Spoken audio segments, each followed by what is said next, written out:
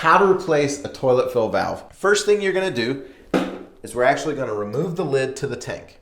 Use a pencil to mark the old water level so that when you're adjusting the new flow, you know where it's at. Turn off the water supply. Go ahead and flush the toilet. Hold the flapper up so that you can drain as much water out of the tank as you can. Use the sponge and soak up any extra water in the bottom.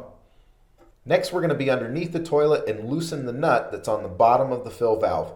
If you follow your shutoff that's in the wall up to the bottom of the toilet tank, that's where you'll find it. Remove the water supply line nut. Next, we're going to remove the old fill valve from the tank. Remove the lock nut. Once the nut is off, remove the old fill valve by lifting it up out of the toilet tank. Next, you're going to prepare the fill valve for installation. There should be some parts that come with it. You're going to need the lock nut and the shank washer. Now this washer has an inner piece that needs to be removed. Then you can slide it up over the bottom shank of the fill valve. Place the new fill valve in the toilet, but don't tighten it down yet. We need to adjust the top of the fill valve to make sure that it's about 3 inches above the overflow pipe.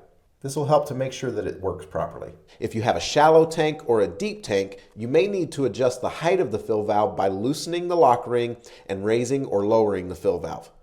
Next, while applying downward pressure to the fill valve, you want to take the lock nut and screw it to the bottom of the fill valve where it comes out of the bottom of the tank.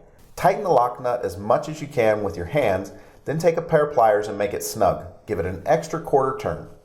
Next, we're going to attach the refill tube to the fill valve. Attach one end of the refill tube to the refill clip. Place the clip on the side of the overflow tube.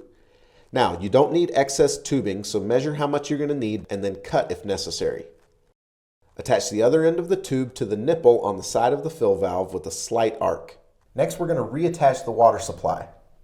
We ended up running into a problem. You may run into the same thing. If you end up with a solid supply line and it's not flexible, just grab a flexible one when you run to the store and get your replacement fill valve. Once you finger tighten it, take your pliers. You don't want to really go crazy with it. Perfect. And then you're going to take your flexible one and you're going to attach it to the bottom of your fill valve. You should just be able to get plenty of torque with your hand. Put that on there and then we turn it back on, check it for leaks. That is much, much better. Now we need to adjust the water level in the tank. You made a mark with a pencil before of where the old water level was.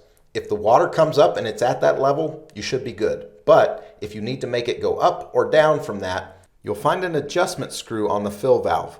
But flush the tank first and make your adjustments while the water is refilling. Clockwise will make the water level go higher. Counterclockwise will make the water level go lower.